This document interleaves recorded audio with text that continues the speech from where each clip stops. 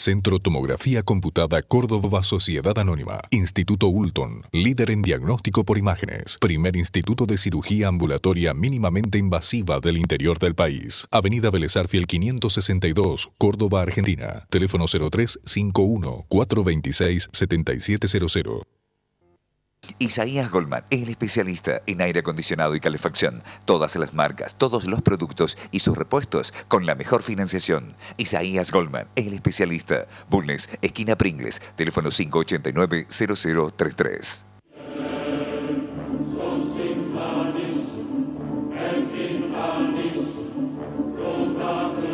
Estamos en el aire. Usted está viendo Palabra de Honor, programa de política, economía y temas de actualidad. Hoy es un programa especial porque vamos a hacer un debate, en el buen sentido de la palabra, sobre el tema de la universidad, la reforma y el futuro de la universidad, y para ello he invitado quizás a las dos personas que más conocen de este tema. El primer invitado es el doctor Francisco Tamarit, ex rector de la Universidad Nacional de Córdoba. Bienvenido, Francisco. Gracias por haber aceptado la invitación. Y el segundo invitado, que es además hombre personal estable de la casa, es Prudencio Bustos Argañarás, el cofundador de este programa. Hola, Prudencio. Hola, Eduardo. Y entonces, si les parece bien, entramos en el tema que vamos a empezar con tema vinculado con la reforma, y empezamos con Francisco. Francisco, primer tema, ingreso irrestricto. Para unos, una cualidad de la universidad extraordinaria, y para otros quizás un defecto. ¿Cuál es tu opinión? Bueno, mi opinión prima en mí la idea de que es una cualidad, lo cual no quita que sea un debate abierto que sea legítimo plantear. El ingreso irrestricto nos pone frente a quizás uno de los dilemas más importantes que tiene la educación superior en América Latina. ¿Cómo enfrentar la idea, o conciliar la idea, mejor dicho, de que estamos lidiando con un derecho humano, algo que atañe a las garantías que las personas tenemos y que le exigimos al Estado, frente a la idea de que es un bien común? Es algo que tiene que atender a los intereses colectivos de la sociedad. Vos sabés que en nuestra tradición la educación superior estuvo principalmente inspirada en la idea del derecho humano individual, y a esa tradición le debemos muchas virtudes de la educación superior de América Latina, que sin duda se destaca por la cobertura, por la calidad, por el reconocimiento internacional. Pero la dimensión social también es importante. Yo creo que en un mundo en el cual el conocimiento es el valor más importante que tienen las sociedades contemporáneas. Sobre todo ahora. No hay nada. Hoy en día, lo estamos viendo con la cuarta revolución tecnológica, no hay nada que sea más valioso, no hay recurso natural, no hay ningún otro bien más importante que el conocimiento. Nosotros tenemos que tener cobertura mucho mayor. Quiero decir, la educación superior tiene que llegar cada vez más a más sectores de la sociedad. Y en ese sentido, el ingreso irrestricto es virtuoso, porque permite que se cubran muchísimas áreas que en otros actores de la región que ponen cupos quedan desiertas. Un típico ejemplo es Brasil. Brasil impone cupos a sus universidades, pero así todo, más del 20% de esos cupos quedan vacantes, porque no consiguen conciliar el interés de la demanda, de los deseos de los chicos que quieren estudiar, con los intereses supuestos que estos cupos controlan. Ahora bien, si me preguntás, yo creo que es una deuda importante de la Universidad Argentina administrar lo que te diría es la distribución de esa demanda. Porque lo que nos está pasando es que hay áreas de vacancia muy importantes, me refiero por ejemplo a las ingenierías, que siguen siendo muy difíciles de llenar. Ahora, nada garantiza que si nosotros cerramos el ingreso en otras disciplinas, esos jóvenes se van a volcar. Esto requiere un trabajo de mucho esfuerzo. Las ingenierías argentinas han hecho un esfuerzo que yo siempre lo pongo como ejemplo, porque ellos han decidido trabajar sobre las vocaciones en ingeniería, tratando de mejorar la retención. Argentina ha tenido resultados muy destacados a nivel mundial, ¿no? Trabajando sobre esta idea de que hay que trabajar sobre el que tiene vocación y no tanto preocuparse por salir a buscar nuevas vocaciones. si uno trata mal o si uno no se ocupa bien de darle éxito al que elige una carrera, ¿para qué se va a salir a buscar nuevas vocaciones si no lo hace? Hay que trabajar mucho en Argentina para que, y eso es algo que vamos a debatir seguramente, la idea de qué es la calidad en la educación pero superior. continuemos tema por tema y ahora pasamos a Prudencio, tu opinión sobre el ingreso irrestricto. Prudencio. Y en primer lugar quiero decir que comparto con Francisco que esto debe conciliar, como en casi todos estos temas. Pero si ustedes comparten tanto, el programa se me cae. Ya va a venir la discordancia. Conciliar el derecho individual con el derecho colectivo. Es decir, el bien social tiene que estar, evidentemente, en muchos casos, por encima del bien individual, sin que eso signifique lesionar los derechos personales. Pero acá lo que pasa es que en una universidad que se dice gratuita porque la pague el pueblo, no la pague el estudiante, el planteo que yo me hago, o la pregunta que me formulo, es si en las carreras de alta demanda, porque el problema está en las carreras de alta demanda, en las carreras de baja demanda no creo que sea necesario poner cupo, pero en las carreras de alta demanda, lo que ocurre es que el dinero que el pueblo paga con sus impuestos, que es el que costea el estudio universitario en las universidades públicas, se está dando sin exigirle a quien va a gozar de ese enorme privilegio, de que el resto de sus conciudadanos le paguen el estudio superior, que tenga no las le está condiciones. exigiendo que acredite que por lo menos tiene dedicación y tiene una preparación básica para que la formación universitaria en él pueda realmente traducirse en un profesional capacitado. Por un lado, la universidad tiene límites, no puede preparar una cantidad infinita de alumnos. Cada facultad tiene una capacidad para preparar una cantidad de alumnos. Ese debe ser, a mi juicio, el cupo, y además debe tenerse presente en las necesidades sociales.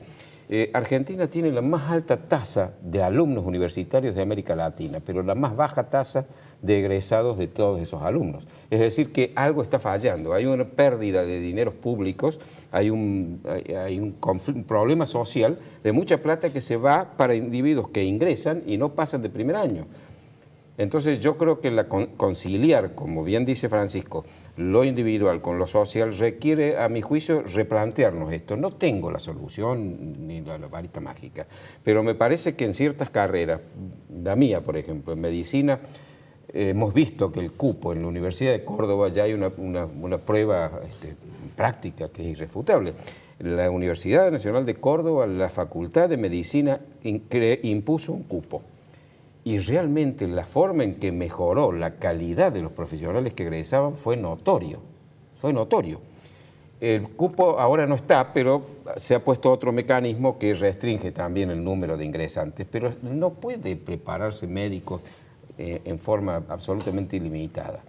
Y la medicina es una profesión que requiere evidentemente una gran capacitación, porque lo que está en manos de esa gente que la ejerce es la vida humana. Perfecto. Segundo tema, Francisco, uno de los temas más álgidos. Cogobierno en la Universidad Nacional. Bueno, ese es un tema en el cual pienso que es mucho más fácil, si querés. Lo primero que es importante decir es que son muchos los países que tienen cogobiernos. Estamos hablando de sujetos que se educan y que trabajan, que son todos adultos. Eso es muy distinto en el secundario, en el primario. Pero además, el cogobierno, hay que explicarle a la gente, no se involucra en los aspectos académicos del día a día. Cada universidad tiene un consejo donde se fijan las conductas, las políticas rectoras globales de la institución, y es en esas grandes líneas que hay cogobierno. Eso pasa en las facultades, pasa en algunos departamentos. Pero los actos científicos, académicos más importantes, que son tomar un examen, definir dentro de la libertad de cátedra qué es lo que el profesor va a dar, elegir la planta, todo eso se hace en base a un sistema de méritos académicos, y eso no es afectado absolutamente para nada por el cogobierno. Fíjate que el cogobierno en Argentina tiene la bondad no solo de dar participación a actores que enriquecen el debate, que de hecho así pasa, sino que además alivia las tensiones propias de la convivencia de actores que son generacionalmente muy distintos. Hay quienes cuestionan que el movimiento estudiantil tiene una actitud en el cogobierno de acompañar a los profesores.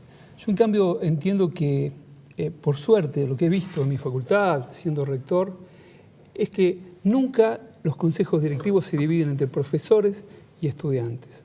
Nunca, nunca. Siempre el disenso se plantea en cada tema y de eso emerge una síntesis que es muy enriquecedora. Tampoco hay un folclore según el cual el cogobierno está afectado por la vida interna de los partidos. En verdad eso no sucede. La verdad que lo que uno visualiza, he tenido oportunidad de ser conciliario, ser decano, fui conciliario como estudiante y después como rector, es que, te diría, el 99% de los temas se resuelven por consenso unánime entre todos los académicos. Ahora me toca estar en el CONICET, hay más divergencia en el directorio del CONICET, en el cual yo soy el más joven, que en un consejo directivo de mi facultad, FAMAF, o en el Consejo Superior. Yo creo que el cogobierno hace muy transparente el ejercicio del poder académico, que es una forma de poder muy distinta a las otras formas de poder de los estados. Prudencio, tu opinión sobre el Yo en este punto sí tengo una opinión formada y no es coincidente con la de Francisco. Yo entiendo que la democracia es posible cuando los actores son iguales entre sí. Es decir, es posible en la sociedad civil porque al menos teóricamente los ciudadanos somos todos iguales ante la ley. En las sociedades jerárquicas no es posible. No me imagino yo, por ejemplo, en una fuerza armada que los soldados discutan si van a la batalla o se retiran. Evidentemente es un tipo de sociedad donde hay órdenes que hay que cumplir. Me parece lo mismo en una iglesia, cualquiera sea, en una escuela, de cualquier nivel. Y en la universidad, por cierto, también, en una familia también. Son sociedades jerárquicas, no son iguales porque su capacidad no es la misma. El estudiante reconoce su ignorancia cuando va a estudiar y reconoce la superioridad y el conocimiento de su profesor porque de él aprende. Entonces, yo no conozco países en el mundo, vos decías que hay varios, me gustaría saberlo porque no conozco ninguno donde en las universidades públicas los estudiantes participen en el gobierno y menos los no docentes, que ya para mí no tiene explicación. Para mí está contra la naturaleza de las cosas. El que va a aprender tiene que ser oído, porque la razón de ser de la universidad es el estudiante. Sería absurdo una universidad que no escucha la opinión de los estudiantes, pero que participen en el gobierno no me parece bueno. Incluso eso ha hecho que las facultades y la universidad en general se convierten en una especie de campo de agramante donde se debaten cuestiones ya político-partidarias. Y yo creo que hay que educarlos para la democracia a los ciudadanos, pero la universidad no debe ser el ámbito de la disputa partidaria. Y lo hemos visto con reuniones de Consejo Superior donde realmente han sido casi escandalosas. Entonces, me parece que la universidad debe ser manejada por el cuerpo docente. Perfecto. Francisco, la tercera pregunta te iba a preguntar autonomía, pero te lo pregunto de otra forma. ¿De quién es la universidad? ¿De las autoridades, de los docentes, de los alumnos o del pueblo que la paga? Del pueblo que la paga. Creo que esa es una concepción universal. Hay muchas tradiciones universitarias, la sajona, la francesa, la alemana, la oriental de Japón, y yo creo que en la cabeza de todos está que la educación superior en general, déjame que incluya también a quienes se forman en educación superior no universitaria, tiene un valor estratégico para las sociedades. Siempre han sido un bien que las sociedades, si lo han sabido usar, ha sido muy importante. Volvemos a lo que hablábamos al principio, en una época en la que el conocimiento es un valor muy preciado, lo vemos hoy en las sociedades de los países más prósperos.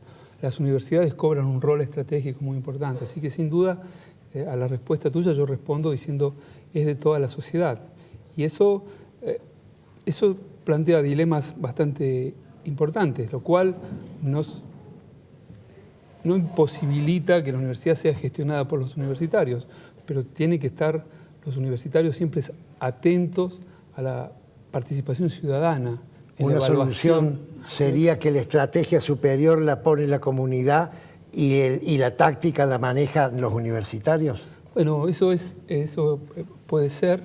La autonomía es un bien muy preciado, pero de hecho eso sucede, porque quien fija las políticas públicas de educación superior son el gobierno nacional, en el caso de las universidades nacionales, los estados provinciales, en el caso de las universidades provinciales, y además de la formación a través de los institutos terciarios o de educación superior, depende de cada una de las jurisdicciones. O sea que, aunque la universidad sea autónoma y autárquica en muchos aspectos, siempre estamos sometidos a las directrices, básicamente te diría, a través del presupuesto y de algunos otros programas de las autoridades de turno, ¿no? Eso es así. Eso produce conflicto, como produce conflicto en el ámbito de los empresarios, el vínculo con los estados nacionales o provinciales o municipales, como produce en el ámbito laboral, de las organizaciones sociales, de las organizaciones profesionales. Pero yo creo que la universidad, desde el año 83 para esta parte, ha hecho una gran evolución en el sentido de involucrarse cada vez más en los problemas de la gente. No tanto a través de relaciones conflictivas con los poderes, sino a través de vínculos virtuosos en los cuales, a través de la formación de recursos humanos, también de la investigación y de la transferencia, se atienden problemáticas reales que tiene la sociedad. Bien, ya vamos a profundizar en ese tema. Tu opinión, Prudencio, sobre la autonomía y quién es el dueño de la universidad. Claro, bueno, el dueño de la universidad pública es evidentemente el pueblo, el nombre lo dice. El dueño de la universidad privada son personas jurídicas particulares. Pero evidentemente el interés público, como bien dice Francisco, está en ambas, no solo en las estatales, sino también en las privadas. ¿Por qué? Porque el resultado de la educación universitaria es de interés de la sociedad en su conjunto. Pero en las universidades públicas, además, es el pueblo, porque el pueblo es el que la está pagando. En la universidad privada paga cada uno, en la universidad pública, Argentina por lo menos, paga el pueblo en su conjunto. Entonces, yo creo que sí, tiene que haber un nivel de autonomía en donde el Congreso de la Nación, que es el representante del pueblo, sea el que, o en los casos de las universidades provinciales, pero también el Congreso de la Nación debe dar normas generales que sean para todo el país, porque hay una facultad delegada también por las provincias. Entonces, esa autonomía debe existir. Ahora bien, dentro de eso yo creo que hay que rescatar otro concepto parecido al de la autonomía, pero no igual, que es el de la autarquía. Me gustaría que las universidades, cuando hablemos de la gratuidad, o que creo que es otro tema, lo voy a desarrollar un poquito más. Creo que si las universidades pudieran tener la generación de sus propios recursos y no solamente lo que le da el presupuesto público, entonces sí tendrían posibilidades de, en el nivel que corresponde, poder tomar decisiones con mucho más posibilidades de concretarlas, porque no están sujetas al presupuesto que el Congreso les da. Vos estás pensando en la primera universidad jesuítica que hubo en Córdoba. No, es distinto, la situación es totalmente distinta. Bueno, yo quería hacer una aclaración, coincidiendo un poco.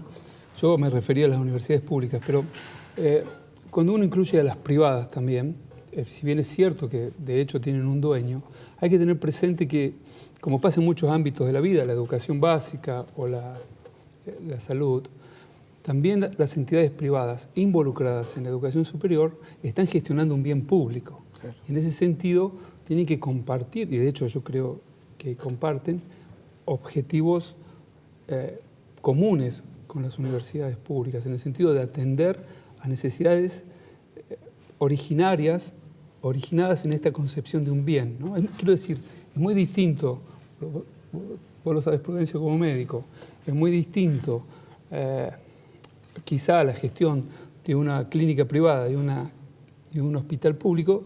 Sin embargo, ambos están sometidos a controles muy específicos porque se trata de objetivos que tienen que ver con la salud pública. Lo mismo pasa con la educación, que a lo mejor es distinto a fabricar celulares, a donde el Estado tiene meramente la función de controlar y de regular el mercado. Creo que como no hablamos de una mercancía, sino de un bien, es muy importante esta idea de que el público y el privado tienen que compartir responsabilidades y regulaciones. Perfecto. El ejemplo de la Facultad de Medicina es el que mejor sirve para explicar esto.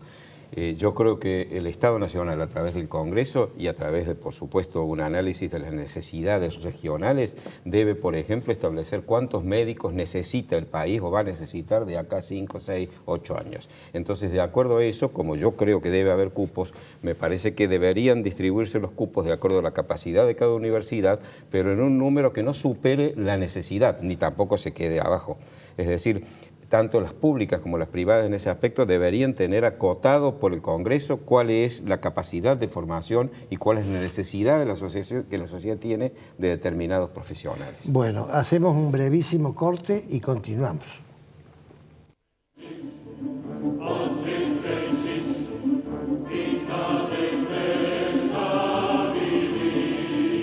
Isaías Goldman, el especialista en aire acondicionado y calefacción. Todas las marcas, todos los productos y sus repuestos con la mejor financiación. Isaías Goldman, el especialista. Bulnes, esquina Pringles, teléfono 589-0033.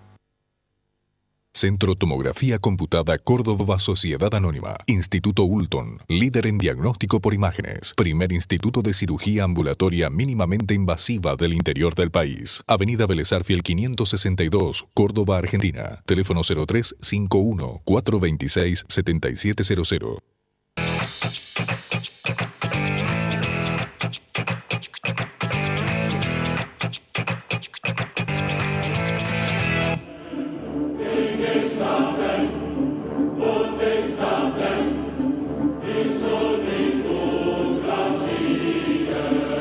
Bueno, estamos hablando de la universidad con el ex rector Francisco Tamarit y con el historiador Prudencio Bustos Argañarás. Y pasamos, Francisco, quizás al tema más álgido de todos, que es el tema de la gratuidad. ¿La universidad debe ser paga o debe ser gratuita?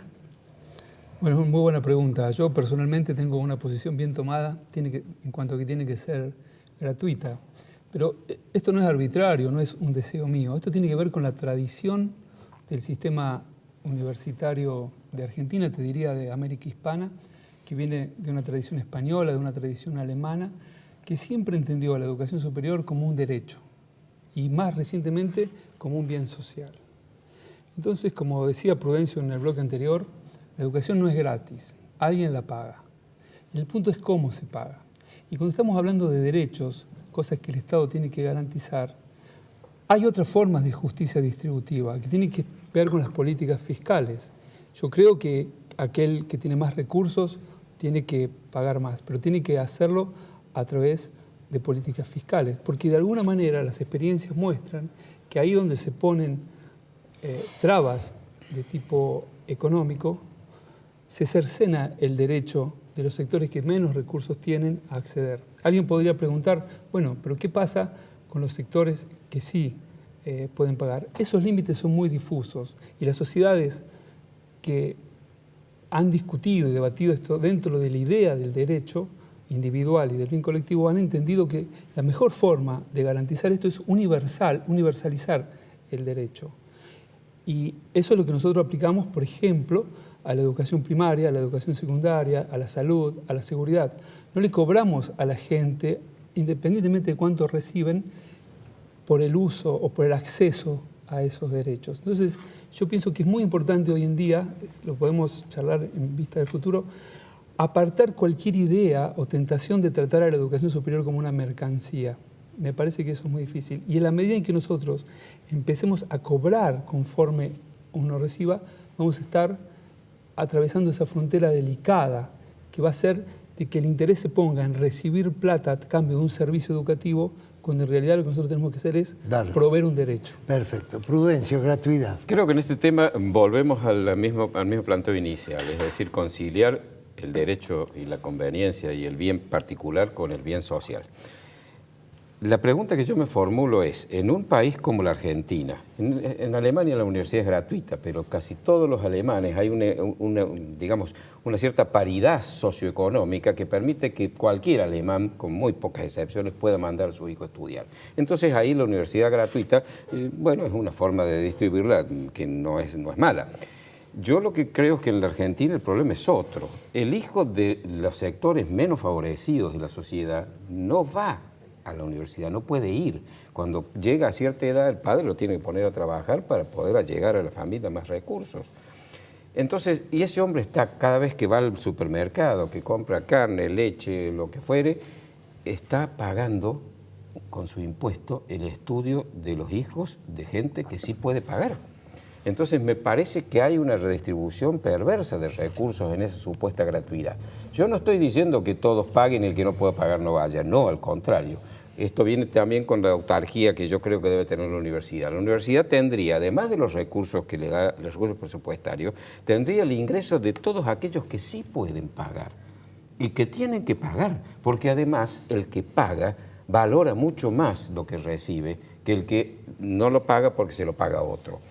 Pero, ¿qué pasa con esos sectores que no pueden, con una clase media baja que no puede pagar? Pues señores, existen los préstamos de honor, es decir, que el estudiante no paga hasta tanto se recibe y cuando empieza a generar recursos a través del ejercicio profesional, empieza a devolver eso. Existen las becas y debe haber muy buen sistema de becas para que el que no tiene plata y realmente no puede ir a la universidad por sus propios recursos, pueda no solo pagar, ir y pagar él con la beca y que ni siquiera el compañero sepa que la beca la recibe, que la paga con la beca y no con la plata de su padre. Y además, que esa beca le permita a quien vive fuera de ciudades universitarias y tiene que trasladarse a vivir fuera de su lugar de origen, pueda también ayudar a costearse eso, porque eso es importantísimo. Me parece que hay que replantearse este tema de la gratuidad. No creo que sea socialmente justo que el hijo del pobre o que el pobre le pague al rico en los estudios universitarios. Perfecto. Nos queda un minuto para cada uno con un tema que no puedo dejar de tratar. Francisco, vos has sido rector y quizás lo vuelvas a hacer más adelante, porque sos muy joven. ¿Puede nuestra Universidad Nacional estar a la altura de las circunstancias en un medio en donde la ciencia y la técnica cambian a velocidad más rápida de la capacidad de absorber los cambios, adecuarse para que siga vigente los títulos de grado que da? Sí, yo creo que sí. Creo que es difícil, es el gran desafío. ¿Cómo atender a una educación que tiene que dar cuenta de un cambio tecnológico que nos impide saber cómo va a ser el mundo de la tecnología dentro de 5 años? Creo que es un tema de debate constante dentro del mundo de la universidad. Mi área de trabajo es la inteligencia artificial, así que estamos constantemente repensando esto y me parece que es muy importante que los gobiernos nacional, provincial y municipales también estén atentos a esta problemática, porque no es solamente un problema de la universidad, es un problema del vínculo que tiene el mundo del conocimiento, que es la universidad, es el CONICET, es el INTA, es el INTI, con los diferentes actores de la sociedad. Ese es el gran desafío que vamos a tener hacia futuro en términos de tecnología, porque hay otros desafíos que son sociales, son económicos, son humanos. Pero digo que esta universidad y el sistema argentino está preparado. Lo que falta es congregarlos a los actores alrededor de una mesa para animarse a empezar a prepararse para un futuro dinámico, cambiante, que nos reserva un lugar bastante triste a las naciones como Argentina. Prudencio, tu opinión en un minuto. Es muy poco lo que puedo añadir a lo que ha dicho Francisco, que además en esto es un experto. Yo diría que sí, es el gran desafío, pero es un desafío muy grande porque exactamente no sabemos cómo va a ser el futuro. Podemos imaginarlo, pero posiblemente nos equivoquemos. Entonces, preparar a los estudiantes que deben desempeñarse en un ámbito que no sabemos qué exigencias va a tener. No es fácil. Bueno, muchas gracias a los dos. Gracias a vos. Francisco, vos que tenés un postdoctorado, te voy a congregar la próxima vez para hablar de inteligencia artificial. Sería un honor. Es un tema en el cual Córdoba se destaca a nivel América Así Latina. es. Muchas gracias y bueno, se nos ha terminado el programa. Es palabra de honor.